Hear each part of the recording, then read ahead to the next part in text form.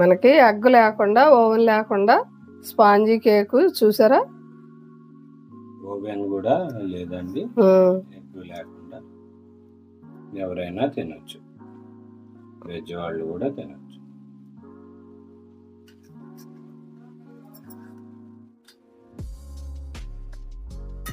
చూసారా?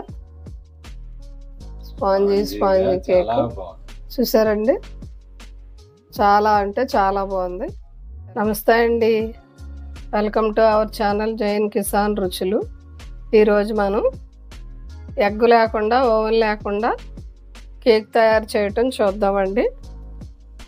కేకు గాను నేను ముందు 2 స్పూన్లు నెయ్యి తీసుకున్నానండి. దీని స్థానంలో బటర్ వెన్న అయినా తీసుకోవచ్చు.